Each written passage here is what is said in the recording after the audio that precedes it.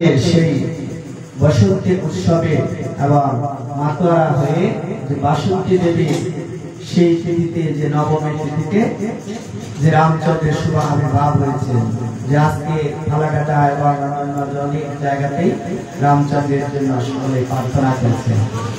তার জন্য সকলে ভগবান রামচন্দ্রকে স্মরণ করবেন। এই কীর্তনের মাধ্যমে যে রামচন্দ্রকে স্মরণ করতে হয়, যে নিতাই গৌর, যে ভগবান শ্রীকৃষ্ণ যুগে যুগে অবতার হয়েছে। সত্য যুগে ছিলেন ভগবান বিষ্ণু, ত্রেতাতে রামচন্দ্র, আর দ্বাপরতে ভগবান কৃষ্ণ। আর সেই কৃষ্ণই রাধা ভাবে ভাবিত হয়ে যে চৈতন্য মহাপ্রভু এই কলির যুগের প্রতি পাবন উদ্ধারের জন্য তিনি আবার সেই ধরাধামে আবির্ভূত হয়েছে। তাই আজকে রামচন্দ্রের সেই আবির্ভাব তিথি। এই যে রাম, সেই কৃষ্ণ, সেই হচ্ছে কি যে জগন্নাথ এবং চৈতন্য মহাপ্রভু, যে ভগবান কৃষ্ণের জন্য কি করে যে অবতার হয়, আর সাধুদেরকে পরিত্রাণ করার জন্য, যে দুষ্টকে দমন করার জন্য আর সাধুকে পরিত্রাণ করার জন্য, যে সেই সাধু ব্যক্তিকে উদ্ধার করার জন্য ভগবান এই যুগে যুগে অবতার হয়েছিলেন। যে 10 অবতার আছেন, রাম অবতার, পরশুরাম, বলরাম, আরো কুম্ভ অবতার, নৃসিংহ অবতার, যে এক এক সময় এক এক ভাবে ভগবান যখন ভক্তকে উপরে যখন যে নির্যাতন করতেন, অন্যায় করতেন, তখন সেই অভক্তকে সাজা দেওয়ার জন্য ভগবান এই পৃথিবীতে আবির্ভূত হতেন। যেমন নৃসিংহ অবতার হয়েছিলেন, হিরণ্যকশিপুর অসুর ছিলেন, অসুরকে বধ করার জন্য ভগবান নৃসিংহদেব। যে কেন প্রহ্লাদ মহারাজ পূর্ণ বিশ্বাস ছিলেন যে ভগবান শ্রীহরি হচ্ছে তার একমাত্র ভগবান, এবং ধ্রুব মহারাজকে উদ্ধার করলেন, তার পিতামাতাকে উদ্ধার করলেন। এরকম আরো পৃথু মহারাজ, পরীক্ষিত মহারাজ, এরকম অনেক সাধুবান ব্যক্তি আছে যে তাদেরকে উদ্ধারের জন্য ভগবান এই পৃথিবীতে আবির্ভূত হয়েছিলেন। তার জন্য আজকে রামচন্দ্রের আবির্ভাব তিথি। এই ভজনের মাধ্যমে সকলেই রামচন্দ্রকে স্মরণ করুন, সকলের জীবন সার্থক করুন। যে ভগবান রামচন্দ্র ত্রেতাতে আবির্ভূত হয়েছিলেন, আর এখন কলির যুগ চলছে, যে তার আরাধনা করে কি লাভ হবে, তাই না? কিন্তু না, যে ভগবান যুগে যুগে অবতার হয়েছেন বলে তাকে যে যে সময় আবির্ভূত হয় সেই সময় তাকে স্মরণ করতে হয়। যে তার সঙ্গে আজকে আমাদের শ্রী চৈতন্য গৌড়ীয় মঠের প্রাপ্ত আচার্য ভক্তিবল্লভ তীর্থ গোস্বামী মহারাজের শুভ আবির্ভাব তিথি। এই আবির্ভাব তিথি এবং জন্ম তিথি বা মৃত্যু তিথি বা মৃত্যু বাৎসরিক বা তিরোভাব তিথি বলি। সাধুগান ব্যক্তিদের মৃত্যু হলে সেটিকে আমরা বলি তিরোভাব তিথি। আর যদি কারো জন্ম হয় তাহলে সেটাকে বলা হয় আবির্ভাব তিথি। যে কেন যে সাধুগান ব্যক্তি ভগবানের হচ্ছে কি যে পার্শ্বদ, যে ভগবান দেবতারা যেরকম ভগবানের পার্শ্বদ রূপে ভগবানের সেবা করছেন, ভক্তদের ইচ্ছে পূর্ণ করছেন, সেরকম এই সাধুদেরও ভগবান পৃথিবীতে তাদের পার্শ্বদ করে তার যে কাজগুলি এই সাধুদের ধারাতে ভগবান করে দিচ্ছেন। যে তার জন্য তারা কি যে তাদের জন্মকে বলে যে আবির্ভাব, যে নিত্যলীলায় তারা পৃথিবীতে আসে ভগবত ধাম থেকে, আবার তারা ভগবত ধামে আবার নিত্যলীলায় সেই কি করেন তিনি মৃত্যু হলে তারা আবার ভ্রমণ করেন। যে সাধুদের মৃত্যু হলে তারা কি কোথায় যায়? যে সাধুদের মৃত্যু হলে তারা ভগবানের শ্রীপাদ পদ্মে গিয়ে আশ্রয় গ্রহণ করে। যে আমাদের জাগতিক লোকের যখন মৃত্যু হয় সে মৃত্যুটা আমাদের কি বড় কঠিন ভাবে মৃত্যু হয়, তাই না? অনেকে বলতে পারেন যে সাধুদেরও তো অনেক কঠিন ভাবে মৃত্যু হচ্ছে, যে কত রকম রোগ ব্যাধি হয়ে মারা যাচ্ছে। যে তাহলে তাদের কেন রোগ ব্যাধি হবে? যে সাধু ব্যক্তিত্ব নিষ্কাম, যে তাদের কোনো কামনা বাসনা ভোগ বিলাসতা নেই, তারপরও তারা কেন এত ভক্তি হয়ে তারা যে মৃত্যুবরণ করছেন? এই সাধুগান ব্যক্তি যারা মৃত্যুবরণ করে অসুস্থ হয়ে, যে তারা কি যে আমাদের অপরাধগুলি, যে সেই সঞ্চিত পাপগুলি সেই সাধুগান ব্যক্তি ভোগ করে যায়। যে শ্রী গুরুদেবের আশ্রয় গ্রহণ করলে যে আমরা শাস্ত্রে পাই গুরুমুখ পদ্মবাক্য চিন্তিতে করিয়া অজ্ঞ আর না করিও মনে কোনো আশা। যে গুরুদেব শিষ্যকে আলোর পথের দিকে অগ্রসর করেন, যে কিভাবে মানুষের জন্ম হয় দুইবার, একবার মাতৃগর্ভে জন্ম হয় আর একবার জন্ম হয় শ্রী গুরুদেবের হৃদাত্মার থেকে জন্ম হয়। সেই জন্ম হলে তখন কি করা হয়, যে সংস্কার করতে হয়। মাতা পিতার গর্ভে যখন জন্ম হয় তখন ব্রাহ্মণ বা বৈদিক যে পণ্ডিত টন্ডিত আছে শাস্ত্রসম্মত সেগুলিকে যে নামকরণ করে এবং সংস্কার করে। তারপরেও আমাদের কিছু থাকে যে সদ্গুরুর আশ্রয় গ্রহণ করে সে নিজের দেহ মন ইন্দ্রিয়গুলিকে সংগ্রহ করা এবং সে সংস্কার করতে হয়। যে কেন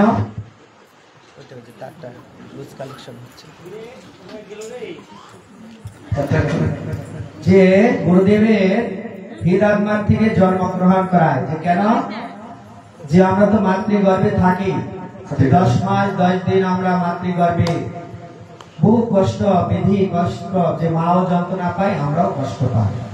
যে তাই তখন কি করা হয়, যে ভগবানের কাছে প্রার্থনা করা হয়, হে ভগবান, যে গোলক বৈকুণ্ঠধারী যে মাতৃগর্ভে ভিতরে আছে যে অন্ধকার গুহা, যে কূপের মধ্যে যদি কোনো একটি জীব পড়ে থাকে সেখান থেকে উদ্ধার হওয়ার জন্য অনেক ছটফট করে, তাই না? সেখান থেকে উদ্ধার করার জন্য একমাত্র তুমি পারো প্রভু। যে তুমি আমাকে কূপের থেকে তুমি উদ্ধার করো, আমি তোমার নাম গুণগান কীর্তন করব এবং তোমার সেবা পূজা করব। এই যখন বলে আসি আমরা ইহ জগতে মায়ার জগতে পড়ে গিয়ে, যে মাতৃ সে কি করে, যে মায়ের সাথে যে সন্তানের যে লিঙ্ক থাকে, যে নারীর একটি বন্ধন থাকে, সেই বন্ধন যতক্ষণ থাকে ততক্ষণ ভগবানের সাথে সম্পর্ক থাকে।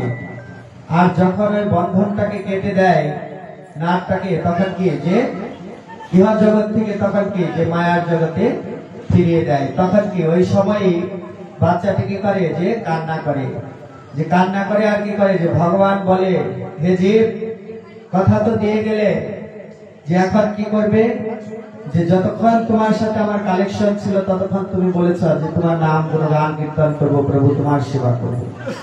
যে এখন তো আমার সাথে অনেকটা দূরত্ব করে দিলেন, যে বানটি কেটে দিলেন। যে বান কাটার উদ্দেশ্য হচ্ছে ভগবানের কাছ থেকে আমাদের সরিয়ে রাখা। যে মায়া দেবী আমাদেরকে তখনই কি করে, যে গ্রাস করে। তাই এই বসন্তে যে চৈত্র মাসে এই শুক্ল তিথিতে আপনার সেই বাসন্তী দেবীর পূজা, আজ হচ্ছে নবমী পূজা, কালকে গিয়েছে গতকালকে অষ্টমী পুজো, আজ হচ্ছে নবমী। এই নবমীতে ভগবান রামচন্দ্র জন্মগ্রহণ করেছিলেন। আর সেই নবমীর তিথি হচ্ছে মহাতিথি, যে নবমীতে পুজো সমাপ্তর দিকে চলে আসে। যে 3 দিন ভরে সপ্তমী অষ্টমী নবমী, এই 3 দিন ভরে তৃতীয় দিবস মাকে নিয়ে আমরা আনন্দ উল্লাস এবং আরাধনা প্রার্থনা করলাম। যে কাল হচ্ছে দশমী তিথি, যে 3 দিন মা আসবে। যেমন শারদীয়া দুর্গা উৎসব হয়, যে দুর্গা উৎসব আসলে আসার আগে একটি আনন্দ থাকে, যে পুজো আসবে, তাই না? কিন্তু দুর্গা উৎসবে যে শারদীয়া দুর্গা পূজার থেকে বাসন্তী পূজা শ্রেষ্ঠ। যে এটি হচ্ছে রামচন্দ্র ভগবান তিনি কি, যে সেই রাবণকে বধ করেছিলেন, অকাল বোধন করেছিলেন। যে এটি হচ্ছে কালের পূজা, আর শারদীয়া দুর্গা পূজা হচ্ছে অকালের পূজা। কিন্তু আমরা জীব কি, কলিহত জীব, তো মায়ায় বদ্ধ আবদ্ধ, যে আমরা ওইটাকেই ধরে রাখি, যে আমরা কি, যে সঠিকটাকে পিছনে রেখে ভুলটার দিকে অগ্রসর বেশি আমরা সবাই, তাই না? যে মায়ার জগতে আছি। যে এ হচ্ছে বাসন্তী দেবী, হচ্ছে কি, যে যোগমায়া দেবী। যে মায়া দেবীর 2টি রূপ আছে, একটি হচ্ছে মহামায়া, আরেকটি হচ্ছে যোগমায়া। এই যোগমায়ার আরাধনা করেছিলেন কারা? যে বৃন্দাবনে ব্রজবাসীগণ ছিলেন এবং গোপগণ এবং গোপীগণ ছিলেন। তখন একদিন ভগবান কৃষ্ণকে লাভ করার জন্য এই সমস্ত ব্রজবাসীগণ এই মা কাত্যায়নী ব্রত করেছিলেন। যে কাত্যায়নী দেবী হচ্ছে দুর্গা দেবী এবং বাসন্তী দেবী, যে এক এক জায়গাতে এক এক রূপে ভগবান তাকে কি যে স্থান দিয়েছেন। এক এক জায়গাতে এক এক ভাবে ভগবান এই মা দুর্গাকে স্থান দিয়েছেন। এই মা দুর্গা তখন যে কি 10 হাত আছেন, কাত্যায়নী দেবীরও 10 হাত আছে এবং যোগমায়া দেবীরও 10 হাত। যে যোগমায়া দেবী হচ্ছেন ভগবানের সেবক, যে ভগবানের সাথে সব সময় যোগদান করার জন্য এই যোগমায়া দেবীকে পাশে রাখে। যেমন তুলসী হচ্ছে সবচেয়ে প্রিয়, রাধারানীর প্রিয় সখী হচ্ছে তুলসী। যে কেন তুলসী হচ্ছে সর্বকার্যের সার। যে ভগবান গোবিন্দের সেবা করতে গেলে তুলসীকে লাগবে। আর রাধারানীও জানে যে তুলসীকে যদি ভালো না বাসি তাহলে তো গোবিন্দের খোঁজ পাবো না। এর জন্য সবসময় তুলসীকে রাধারানী মাথার উপরে রাখতেন এবং তাকে সখী মঞ্জুরি ভাবে সেবা করতেন। যে তার জন্য যে ভগবানের ভক্ত, যে তাকে সব সময় ভালোবাসতে হয়। এই যোগমায়া দেবী হচ্ছেন বৈষ্ণবদের হচ্ছে যে চূড়ামণি, যে ভগবানের সাথে লীন করার জন্য এবং ভগবানের সহযোগিতা পাওয়ার জন্য এই বৈষ্ণবগণ সব সময় যে যোগমায়া যোগেশ্বরী, যে নন্দসুত পুত্র যে কৃষ্ণচন্দ্র, তাকে আমরা লাভ করতে চাই। যে তাকে আমরা লাভ করতে চাই এবং তাকে আমরা কেহ স্বামী রূপে চেয়েছিলেন, কেহ পুত্র রূপে চেয়েছিলেন, কেউ সখা রূপে চেয়েছিলেন। যে ভাবনা নিয়ে ভগবান সেই বাসন্তী দেবীর যে যোগমায়া দেবীর আরাধনা করেছিলেন ব্রজবাসীগণ, তাদের ইচ্ছে পূর্ণ করতে।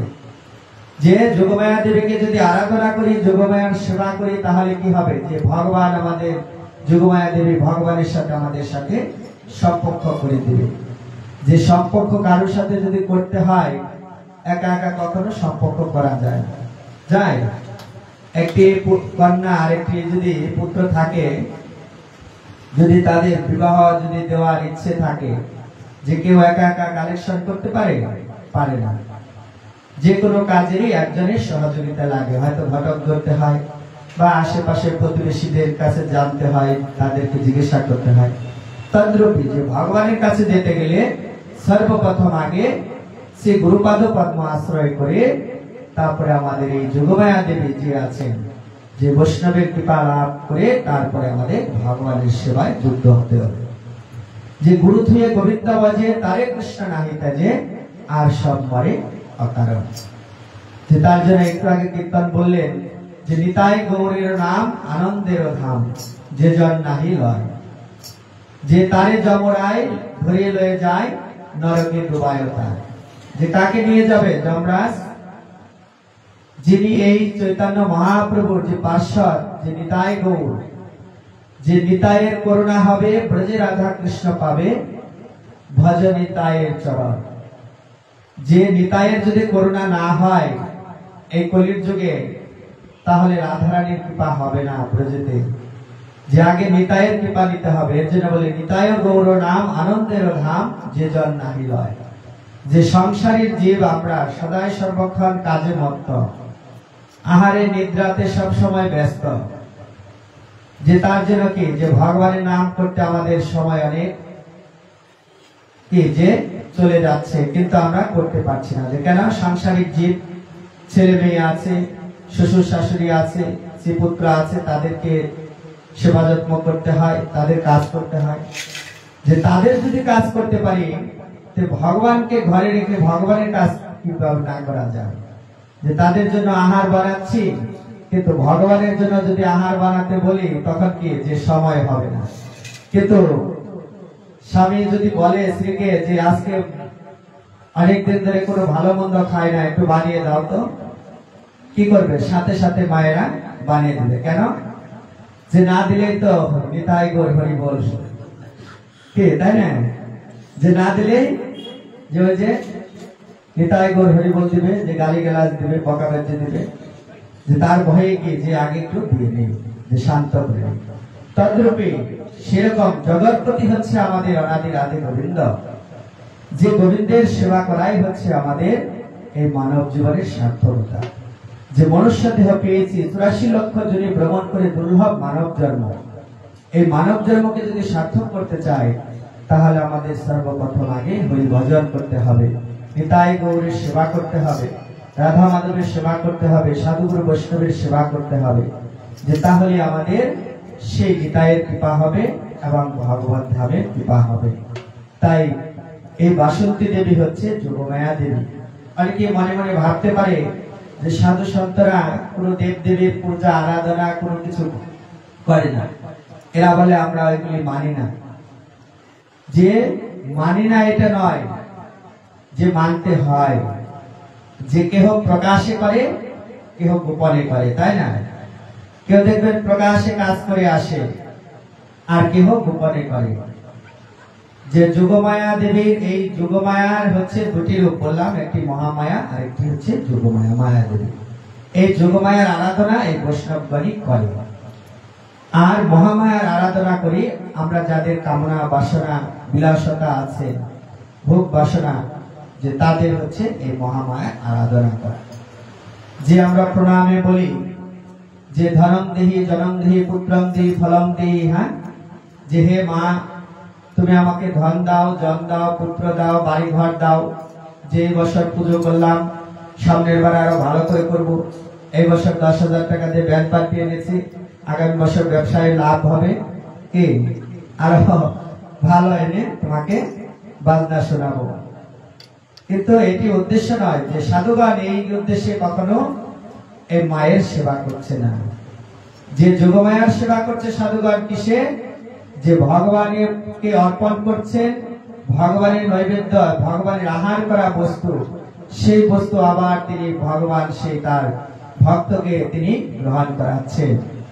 এর জন্য যে যোগমায়া দেবী যোগেশ্বরী, যে সেই সাধুগণ ব্যক্তি তাকে কি করছেন, যে ধন চাচ্ছে না, জন চাচ্ছে না, যে অর্থ দাও, পয়সা দাও, যে মন্দির করতে পারছি না, গিরিধারী আশ্রম উঠতেছে না, যে তার জন্য প্রতি বছর তৃতীয় 3 বছর হয়ে গেল যে বাসন্তী মায়ের পূজা করছি। যে অনেকে ভাবতে পারে নিশ্চয়ই সাধুবান কোন মায়ের পূজা করে, হ্যাঁ, যে কিছু পাইছে, না হলে কেন এই সাধু ব্যক্তি পূজা করছে। যে না, যে কিছু কিছু ভক্তদের একটি দৃষ্টি থাকে, যে কাউকে কাউকে আরাধনা করে কিছু বস্তু পায়। যে আমাদের পরম গুরুদেব ছিলেন যে পর্বত গোস্বামী, যে নেপালি সাধু, আপনার মিল রোডে আমাদের যে গৌরীয় মঠ প্রতিষ্ঠাতা, আমার গুরুদেব ছিলেন। আমার পরম গুরুদেব এই মায়ের সাধক ছিলেন, দুর্গা মার সেবা করতেন। তিনি নেপালি ছিলেন, তো নেপালি বংশে জন্ম, তার কোনো মায়ের কোনো সন্তানাদি ছিলেন না। যে অনেক বছর এই দুর্গা দেবীর আরাধনা করতে করতে করতে করতে করতে করতে তারপরে আপনার এই আমাদের পরম গুরুদেবকে পেয়েছিলেন। যে তার জন্য তার মা সব সময় দুর্গা দেবীর নাম করতেন এবং দুর্গা দেবীর আশ্রয় রাখতেন আমাদের পরম গুরুদেবকে। আর ওই দুর্গা দেবীরই আমাদের পরম গুরুদেব ছোট থেকে ওই দুর্গা মায়ের সেবা করতেন। যে আমাদের মাথাভাঙাতে মঠ ছিলেন, ছোট মোটো, অত নাম দাম ছিল না, যে লাইব্রেরি ছিল, লাইব্রেরি, যে বইয়ের খাতার এসেছিলেন। এই মদন মোহন বাড়ি আছে মাথাভাঙা, ওইখানে আমাদের পরম গুরুদেব প্রতি বছর এই বাসন্তী পুজোতে উনি উদ্যোগতা ছিলেন, যে তোমরা বাসন্তী পুজো করো আর এদিকে নাম হবে, যে নাম কীর্তন করবে, যে মায়ের পুজো হবে বাসন্তী মায়ের, যোগমায়া দেবী, আর এদিকে নাম সংকীর্তন হবে। যে 3 দিন 4 দিন পরে এই নাম হতেন, অষ্টকালীন লীলা কীর্তন হতেন। যে এই যে আজকে লীলা কীর্তন হচ্ছে মাথাভাঙাতে, এই প্রতি বছর আমাদের পরম গুরুদেব যেখানেই থাক উনি এই 9 মাস প্রচার করতেন। 9 মাসের মধ্যে 1 মাস আগে উনি এই মাথাভাঙা পৌঁছে গেতেন, যে কিসের, ওই বাসন্তী দেবীর পুজোর জন্য। যে উনি সারা বছর কালেকশন করতেন মন্দিরের জন্য, উনি 1 মাস কালেকশন করতেন ওই বাসন্তী মায়ের জন্য। যে মাথাভাঙা যে কমিটি ছিলেন মদন মোহন বাড়ির, এই কমিটিদের সাথে থেকে থেকে উনি এই বাসন্তী মায়ের পুজোর জন্য কালেকশন করে দিতেন। যে ওই 1 মাস উনি কালেকশন ওই মন্দিরের জন্য নিতেন না, সবাইকে বলতেন যে মন্দিরে পুজো হবে, মন্দিরে তোমরা সকলে দান করা। তাহলে কারো কারো কালেকশন থাকে, যে কারো কারো ধারাতে এই ভগবত ধামে প্রাপ্ত হওয়া যায়। যে বাসন্তী মায়ের পুজো করার উদ্দেশ্য হচ্ছে আমাদেরকে কৃষ্ণ ভক্তি দান করা। যেমন ব্রজবাসীগণ বাসন্তী দেবীর আরাধনা করে, কাত্তায়নী দেবীর আরাধনা করে বলেছিলেন যে হে বাসন্তী মায়ে, যে কাত্তায়নী মায়ে, যে নন্দসুত কৃষ্ণ যে পুত্র, তাকে আমরা যে প্রতীক রূপে লাভ করতে চাই, স্বামী এবং পুত্র রূপে। সে ভগবান কি করলেন? সেই ব্রজবাসীগণের মনোবাঞ্ছা পূর্ণ করলেন। যে কখন করলেন? এই দাপট লীলাতে ভগবান কৃষ্ণ অনেকগুলি বাছুর ছানা হয়েছিলেন এবং অনেকগুলি সখা হয়েছিলেন। হরিদাস ঠাকুরের নির্জন লীলাতে আমরা পাই যে ব্রহ্মা একদিন এই বৃন্দাবন দর্শনে এসেছেন। এই দর্শন করতে করতে করতে করতে করতে করতে হঠাৎ তার এই বনের মধ্যে দিয়ে ঘুরছেন, এই গোবর্ধনের উপরে দেখলেন কিছু সখাগণ নিয়ে ভগবান কৃষ্ণকে মাঝখানে বসিয়েছেন, আর সখাগণ গুলি চতুর্দিকে ঘেরোয়া হয়ে বসেছে। আর ওই সখারা যা বাড়ির থেকে খাদ্যদ্রব্য নিয়ে গিয়েছেন, এই সমস্ত খাদ্যদ্রব্যগুলি যে নিজেরা খাচ্ছেন, আর খাওয়ার পরে আবার ভগবানকে আবার তারা খাওয়াচ্ছেন, বা কেউ ভগবানকে খাওয়াচ্ছেন, আবার কেউ হয়তো নিজেরাও খাচ্ছেন। আর ব্রহ্মা এটি দেখে মনে মনে চিন্তা করতে লাগলেন যে সকলে বলে কৃষ্ণ ভগবান, কৃষ্ণ ভগবান। যে আমরা শাস্ত্রে পাই সাধুগুরু বৈষ্ণব যেখানে থাকে, যদি কনিষ্ঠ ব্যক্তি কোনো থাকে, সেখানে সকলে আগে তাকে কি যে উত্তম ব্যক্তিকে আসন দেয়, প্রণাম করে, সেবা দেয় আগে, তারপরে কনিষ্ঠ ব্যক্তি সে প্রসাদ পায়, সেবা করেন। কিন্তু এটি দেখছি উল্টো, যে ভগবান কৃষ্ণ যদি ভগবানই হয়, যে ভগবানকে কি করে তারা এটুকুলি খাওয়াচ্ছে, নিজেরাই খাচ্ছে, আবার এটু হাতে আবার ভগবানকে খাওয়াচ্ছে। এই দেখেই যে ব্রহ্মা চিন্তা করতে লাগলেন, দ্বারা আজকে আমি কৃষ্ণকে পরীক্ষা করব, যে কৃষ্ণকে আমি আজকে পরীক্ষা করব, দেখি কৃষ্ণ কি সৃষ্টিকর্তা ভগবান। এই ভেবে তখন কি করলেন?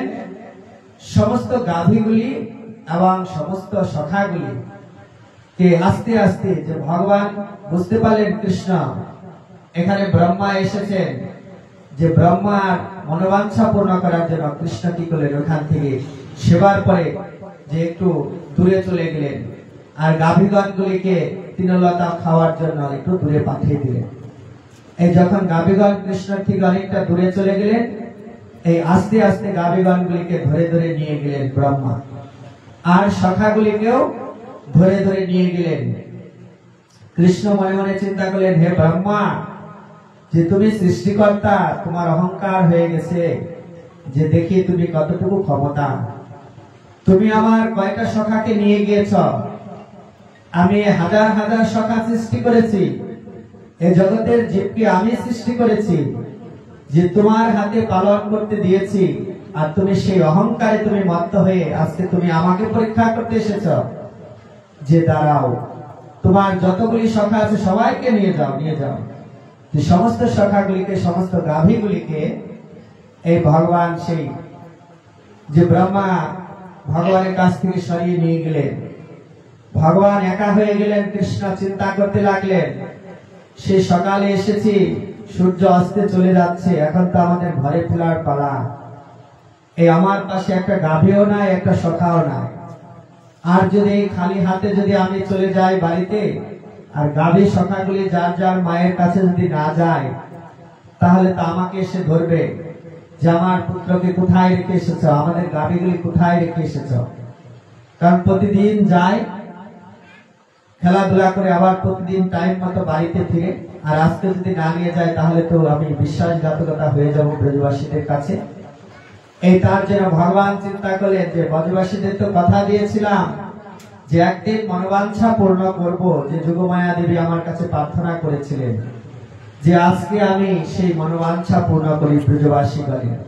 যে তখন এই চিন্তা করতে করতে ভগবান কি করলেন? মুহূর্তের মধ্যে তার অঙ্গ দিয়ে সে তিনি কি করলেন? হাজার হাজার সে যতগুলি সখা ছিলেন ততগুলি সখা আবার রূপ ধারণ করলেন। যে শ্রীরাম, সুদাম, তাম, বসুদাম যারা যারা ছিলেন ভগবানের সঙ্গে, এই সমস্ত সখাগুলি ভগবানের নিজেই আবার রূপ ধারণ করলেন। আর যতগুলি গাভী ছিলেন এই সমস্ত গাভীগুলি আবার ভগবান কৃষ্ণ এক রূপে ধারণ করলেন। আর কৃষ্ণ নন্দ মহারাজের গৃহে চলে গেলেন। আর কৃষ্ণ এই যে রূপ ধারণ করেছেন এই সখাদের, আর সখারা সেই সখা ভাব নিয়ে ভগবান কৃষ্ণ সকল মায়েদের ঘরে ঘরে চলে গেলেন। আর মায়েরা যাওয়া মাত্রই নিজের পুত্রকে যেরকম প্রতিদিন স্নান করায় এবং মঙ্গল কবচ পরায় এবং আরতি করে পুষ্প প্রদীপ প্রদীপ দিয়ে, এবং বাইরে থেকে এসেছে কেহ ধুলাবালি অনেক গায়ের মধ্যে লেগেছে, স্নান আদি করেছে, কেউ মোট ভগবান সেই কৃষ্ণকে সেবা করতে লাগলেন। দীর্ঘদিন সেবা করলেন।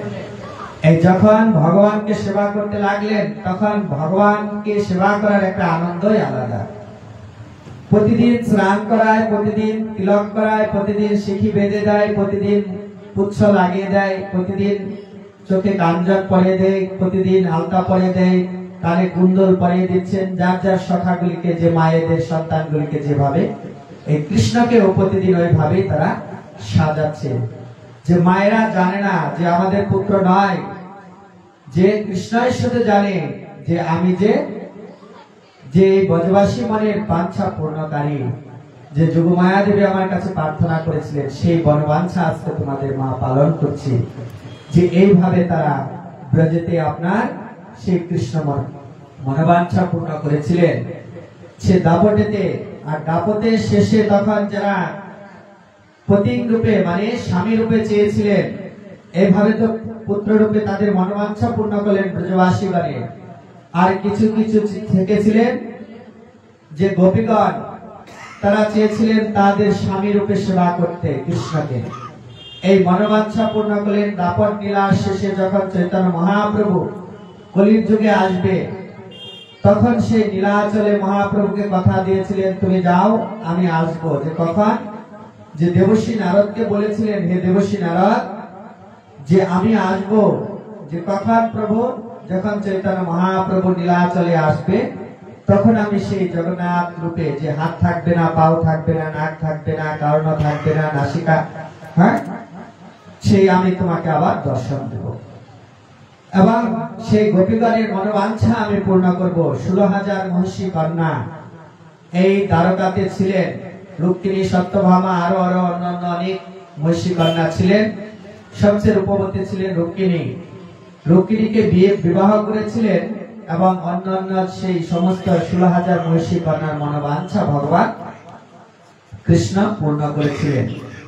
দেখেন কিরকম পুরুষ, হ্যাঁ, যে একটা নারীর মনোবাঞ্ছায় পূর্ণ করতে পারে না কলির যুগে। হরে কৃষ্ণ, হ্যাঁ, কত আবদার থাকে, কত প্রার্থনা থাকে, আর ভগবান কৃষ্ণ 16,000 মহিষী কন্যার মনোবাঞ্ছা পূর্ণ করেছিলেন। তাহলে আমরা কিছু কিছু লোক ভক্ত যে অনুভব করি, যে বলি যে কৃষ্ণ করলে নীলা, আমরা করলে ভিলা, হ্যাঁ, যে আমরা যদি একটা মাকে ছেড়ে আরেকটা মায়ের পেছন ধরি তাহলে কি, যে মানুষে বদনাম করে। আর আমাদের কৃষ্ণ যে করছেন, কৃষ্ণটা দোষ নাই, হ্যাঁ, যে তার সাথে আমরা কি তুলনা করি। যে 16,000 মহিষী কন্যার মনোবাঞ্ছা পূর্ণকারী, আর আমরা একজন নারীর পূর্ণ করতে পারছি না, তাহলে তার সাথে আমাদের তুলনা করলে হবে? যে হবে না। যে প্রজা যদি রাজার সাথে যে কি যোগ্যতা নিয়ে চলতে চায়, সেখানে কি থাকতে পারবে? পারবে না। যে রাজা, সে রাজাই থাকে, আর প্রজা প্রজাই থাকে, তাই না? তার জন্য ভগবান শ্রীকৃষ্ণ একদিন এই হস্তিনাপুর থেকে এই অর্জুনকে আপনার সারথি ছিলেন তো ভগবান কৃষ্ণ, অর্জুনের যুদ্ধ করতে যেতেন কুরুক্ষেত্রে। তখন ওই কৃষ্ণ তো সামনে থাকতেন আর অর্জুন পিছনে থাকতেন তীর ধনুক নিয়ে। আর যখন ওই রথ চালাতেন, ওই রথে ছিলেন ঘোড়া, অশ্ব থাকতেন, আর কৃষ্ণের পাশে থাকতেন ময়ূর, আর এই ভগবান পিছনে থাকতেন অর্জুন। এই প্রতিদিন ওই রথ নিয়ে যেত কুরুক্ষেত্রে, আবার প্রতিদিন যুদ্ধ করে আবার ফিরতেন ঘরে। এইভাবে দীর্ঘদিন যেতে যেতে এই রাস্তার মধ্যে একদিন বসেছিল দুটি কাক, গাছের ডালে বসে আছে। আর অর্জুনকে তো ভগবান কৃষ্ণ নিয়ে যাচ্ছেন রথে করে, রথের সারথি কৃষ্ণ।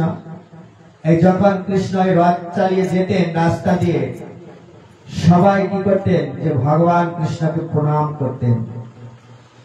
সমস্ত রাস্তার লোক দুই পাশে দাঁড়িয়ে থাকতেন, মন্ত্রী মহাদয়রা, যে ভগবান সারথি নিয়ে আসতেছে, রথ নিয়ে আসতেছে, যে তাকে দেখে সকলে প্রণাম দণ্ডবোধ করতেন।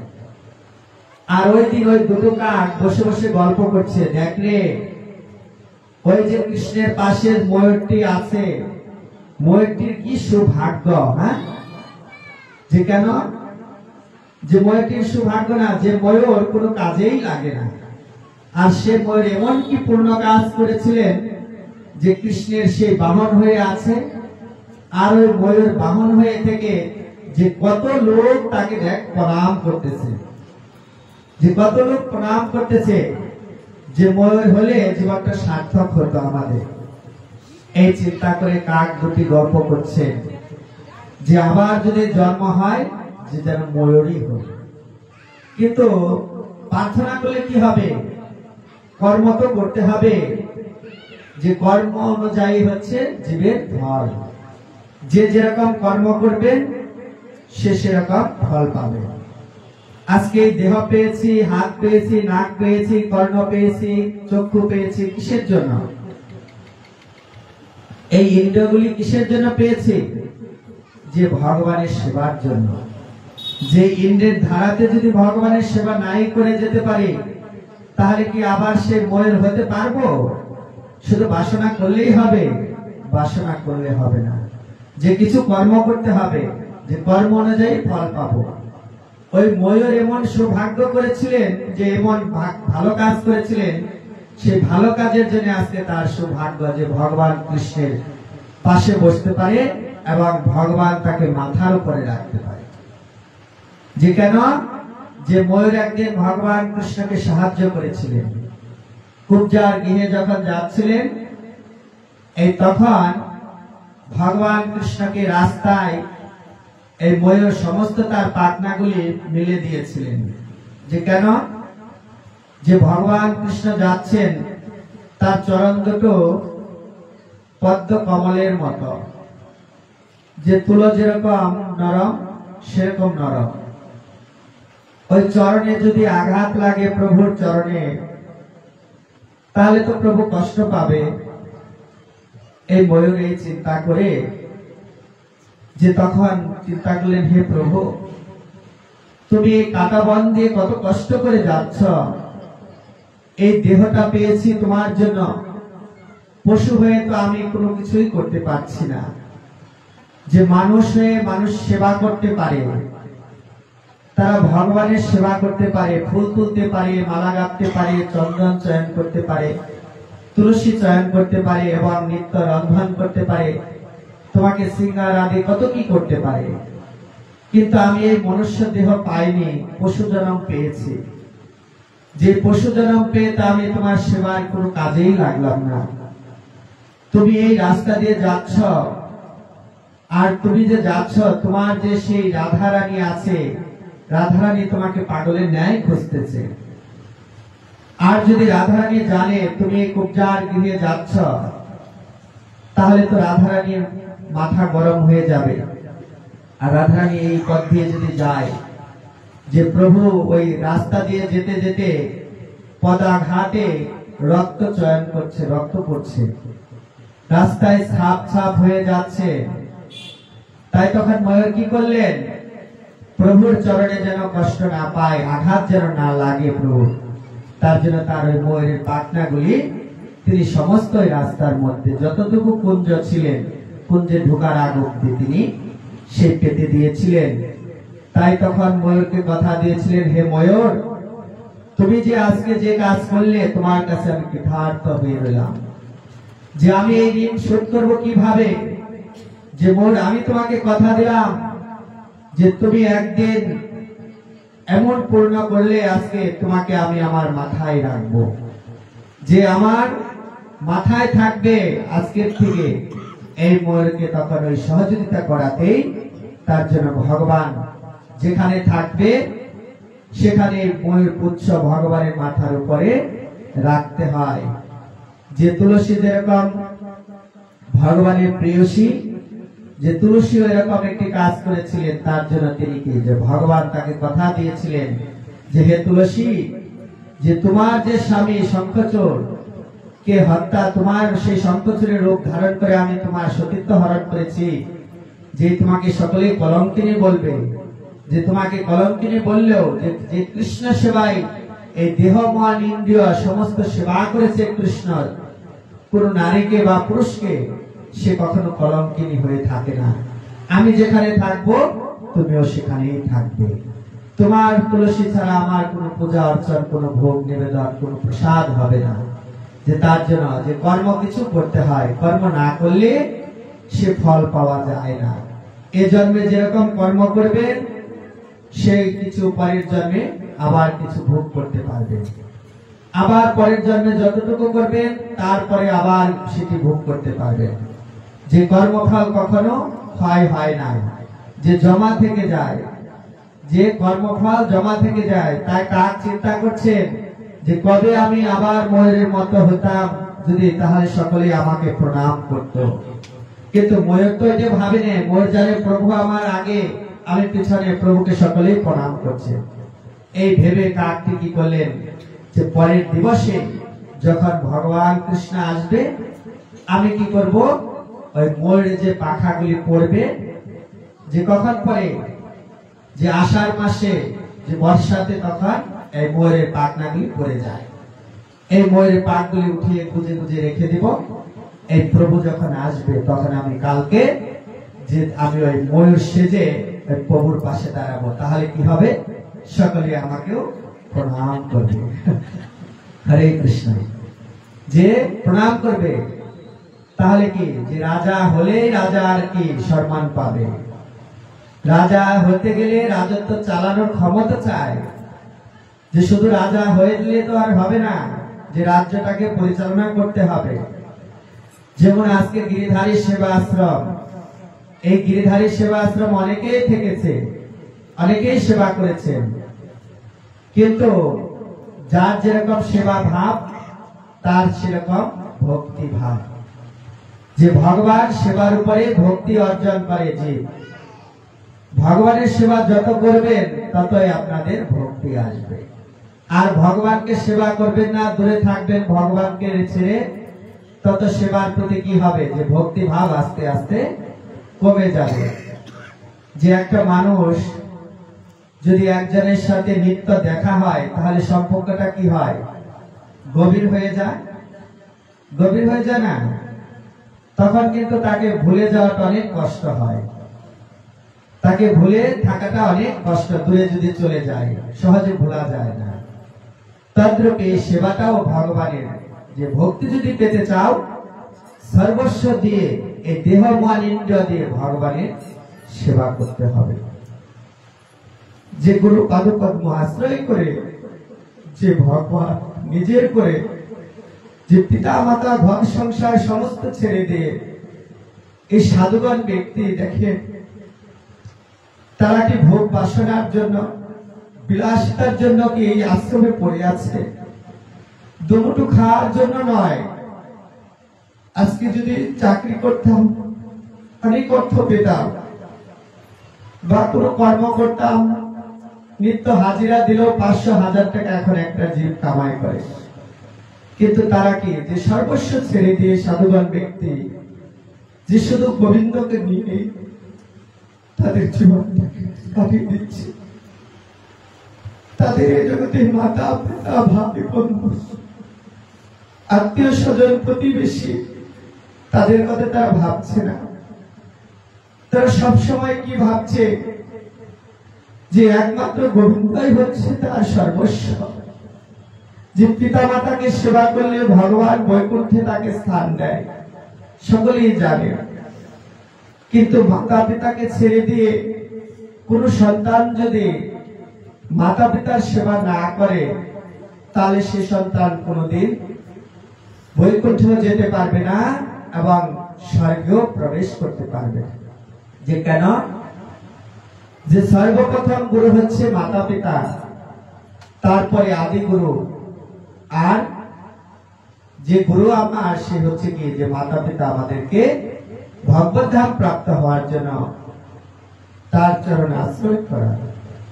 সেই গুরুদেবের কৃপা যখন হয় তখন জীব যেখানেই থাকুক না কেন, যে অবস্থায় থাকুক, তাকে গুরুদেবী সেই কৃপা করে, সেই জীবকে উদ্ধার করে। যে গিরিধারী আশ্রমে আমি 5 বছর পূর্ণ হয়ে গেল, 5.5 বছর। এই 5 বছর আগে, 5.5 বছর আগে এত আলো ছিল না, এত ভক্তগণ আসা যাওয়া করতেন না। যখন আমি প্রথম দিন এলাম, অন্ধকার গুহার মধ্যে যেন ভগবান পড়ে আছে, যে ভগবানের মুখের দিকে তাকানো যাচ্ছে। হে ভগবান,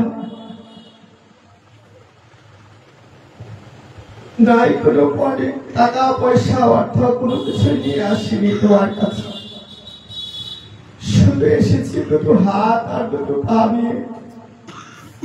যে গিরিধারী, যে অনুরাগে আজকে তোমার কাছে এসেছি, সেই অনুরাগ যেন আমি সফল করতে পারি। 8.5 বছর আমার গুরুদেবের সেবা করেছি, প্রচার করেছি গুরুদেবের সাথে। যে গুরুদেবকে এক মুহূর্ত ছেড়ে আমি, এক নিশি ছেড়ে আমি কখনো কোথাও এক রাত্রে আমি থাকিনি। আর সেই গুরুদেবের সাথে অভিমান করে আসতে তোমার কাছে চলে এসেছে। যে কেন, যে গিরিধারী তুমি হয়তো আমাকে এখানে নিয়ে এলে, যে সেবক নাই, সেবার জন্য সেবক খুঁজছেন, এই গিরিধারী আবার আমাকে যে কোনো কাল সৃষ্টি করে এখানে প্রবেশ করেছেন। সেই গিরিধারীর কাছে শুধু এটুকুই প্রার্থনা ছিল, গিরিধারী যে বাসনা নিয়ে এসেছি সে বাসনা যেন পূর্ণ করতে পারি, আর কোনো কিছু না। যে অর্থ চায় না, পয়সা চায় না, বিষয় চায় না, ব্যাংক ব্যালেন্স লাখ টাকা রাখবো, যে সেগুলি চায় না। প্রভু শুধু চায় তোমার সেবা এবং তোমার সেবার অধিকার। যে কেননা যতদিন আছি পৃথিবীতে, এই দেহের মধ্যে যতদিন শক্তি আছে, এই হাত রাত থাকতেই যেন আমি তোমার সেবা করে যেন আমি চলে যেতে পারি।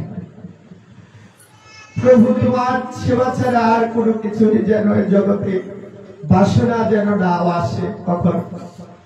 যে ভক্ত হয়তো আমাকে 10টি টাকা দিবে, অনেকে হয়তো ভাবে 10,000 টাকা আমাকে দিয়ে গেল, সে টাকাটা আমি ভবিষ্যৎ আমার দেখবে, কিন্তু না। যে আমাদের মন্দির হচ্ছে যে আর অল্প দিন হয়তো গিরিধারী ইচ্ছে অনুযায়ী কাজ হচ্ছে এখন, যে মোটামুটি কমপ্লিটের দিকে। যে গিরিধারী যদি ইচ্ছে হয় এই বছরে আমরা ওখানে প্রবেশ করব, যদি আপনাদের একটু সহযোগিতা, একটু হাত বাড়িয়ে দেন, যে তার জন্য সেই অর্থ দিলে অর্থ সেবায় লাগাতে হয়।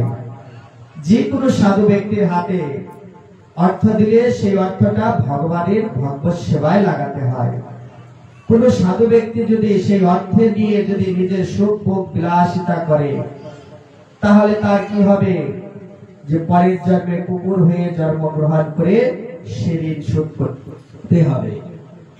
যে কুকুর জনিতে জন্ম হবে এবং সেই আশ্রমে থেকে সেই ঋণ শোধ করতে হয়। যে কেন? যে ভগবানের অর্থ কখনো নিজের ভোগ বিলাসিতার জন্য নয়। যে জীব আমাকে 10টি টাকা দিচ্ছেন, যে 10টি পয়সা দিচ্ছেন, এক মুষ্টি চাল দিচ্ছে, একটু সবজি দিচ্ছে এবং ভালো ফল বাজার থেকে নতুন ফল এনে দিচ্ছে, সেটি কি আমার ইন্দ্রিয় ভোগ করার জন্য, আমার লোভের জন্য, আমার খাওয়ার জন্য? যে না। যে জীবগণ নিজে যেটি না করতে পারছে সেটি সাধু ব্যক্তির হাতে দিয়ে সে যেন ভগবানের সেবার অধিকার পায়, তার জন্য সাধুদের হাতে তুলে দেয়। আর সেই সাধুদের যদি লোভ লালসা এবং বিষয়ের প্রতি যদি তখন ধাবিত হবে, তখন ভগবান আপন ইচ্ছাতেই তার সেই রাজত্ব থেকে তাকে কে বহু দূরে পাঠিয়ে দিবে। তার জন্য আমাদের গুরুদেব ছিলেন, সেই গুরুদেবের আশীর্বাদে এবং গুরুদেবের কৃপাতে আজকে আমি গিরিধারী সেবা আশ্রমে সেবার অধিকার পেয়েছি এবং গিরিধারী সেবা করতে পারছি। তাই সকলের কাছে প্রার্থনা, সকলে আশীর্বাদ করবেন যে আপনাদের সন্তানের মতো বয়স এবং নাতি নাতনির মতোই বয়স ধরতে গেলে আমার 37 চলছে এবং এই কত 37 বছর, এই 37 বছর মাত্র, আরো এখন অনেক দিন আছে, যে আরো যতদিন আছে যেন গিরিধারীর সেবা নিঃস্বার্থে এরকম ভাবে করতে পারি এবং বিষয়ের দিকে যেন আমার কখনো যেন আকৃষ্ট যেন না আসে মনে, যে তার জন্য সকলেই প্রার্থনা করবেন। যেভাবে আছে গিরিধারী যেন এইভাবে ভক্তদের সঙ্গে আনন্দ উল্লাস করে যেন জীবনটাকে সার্থক করতে পারি এবং সাধুগুরু বৈষ্ণবের কৃপাই হচ্ছে সবচেয়ে মূল্যবান কৃপা। সাধু বিনা কৃপা নাহি আর, কীর্তনে আমরা বলি যে সাধুদের যদি কৃপা না হয়, সাধুগুরু বৈষ্ণবের কৃপা না হলে কখনো ভগবত ধাম প্রাপ্ত হওয়া যাবে না এবং ভগবানের সেবার কাজও অধিকার পাওয়া যায় না। শ্রী গুরুদেব হচ্ছে সাক্ষাৎ ভগবানের প্রতিনিধি। গুরুদেব যখন শিষ্যকে কৃপা করবে তখনই শিষ্য ভগবানের সেবার অধিকার পাবে। তাই আজকে রামচন্দ্রের শুভ আবির্ভাব তিথি এবং বাসন্তী দেবীর আজকে হচ্ছে নবমী তিথিতে সেই বাসন্তী পূজা হয়েছে। কাল হচ্ছে দশমী তিথি, যে দশমী কালকে 10টার মধ্যে পুজো হয়ে যাবে। তারপরে যাদের যাদের সিঁদুর পরানোর ইচ্ছে মাকে, যে সকলে এসে সিঁদুর পরাতে পারেন এবং 4টার মধ্যে আমরা মাকে নিয়ে যে আগামীকাল পদবজে যাত্রা করব, যে মাকে নিয়ে আমরা সেই কি বলে আপনার আরে বাগানবাড়ি ঘাট, যে ওখানে মাকে বিসর্জন করা হবে। যাদের ইচ্ছে সকলে আসবেন, বিসর্জন নিয়ে যাবেন এবং মাকে সকলে সিঁদুর পরানোর যাদের যাদের ইচ্ছে সকলে এসে মাকে সিঁদুর পরিয়ে যাবেন। 10টা 10:30টার মধ্যে ঠাকুর নামিয়ে দেওয়া হবে, সকলে এসে মাকে সিঁদুর পরিয়ে যাবেন। আগামীকাল হচ্ছে বিজয় দশমী, যে দুর্গা পূজাতে যেরকম দশমীর ঘাটে যান সকলে আনন্দ করে, যে আগামীকালও যে বাই বাগনা নিয়ে আপনার ভগবানের নাম করতে করতে সকলে মাকে আমরা আবার 1 বছরের জন্য, যে তার যে যেখান থেকে এসেছে আবার তিনি সেখানে গিয়ে যেন মা ভালো থাকে, সুস্থ থাকে। কালকে আগামীকাল সকলে, যে আজকে হচ্ছে রামচন্দ্রের আবির্ভাব তিথি এবং সেই তিথি উপলক্ষে আমাদের এখানে প্রভু কীর্তন করে শীতলকুচির যে জগন্নাথ দাস প্রভু অধিকারী, উনি একটু 10-15 মিনিট আপনাদের একটু রামচন্দ্রের কথা শ্রবণ করাবে। তারপরে 7:30টায় আরতি, গৌর আরতি হবে ভগবানের নিত্য যেরকম হয়, তারপরে মায়ের আরতি, তারপরে আপনারা মাকে আনন্দ দেওয়ার জন্য আরতি করতে পারেন কালকের মতো। হরে কৃষ্ণ সকলে। তারপরে হরিকথার পরে আমাদের শীতলকুচি ঋষিগঞ্জে যিনি আমাদের এই বাসন্তী মায়ের পূজারী প্রভু আছেন, তার সহধর্মিনী তিনি হচ্ছেন ঋষিগঞ্জে নিয়তি মাতাজি, যে উনি আপনাদের দুটি ভজন কীর্তন শোনাবে। এই 10-15 মিনিট প্রভু হরিকথা বলে নিক রামচন্দ্রের সম্বন্ধে, তারপরে মাতাজি আপনাদের ভজন কীর্তন, তারপরে হরে কৃষ্ণ। হরিকথা শুনে তারপরে লাস্টের বিসর্জন মিলন দিয়ে দিবেন। কীর্তন করলে মানুষের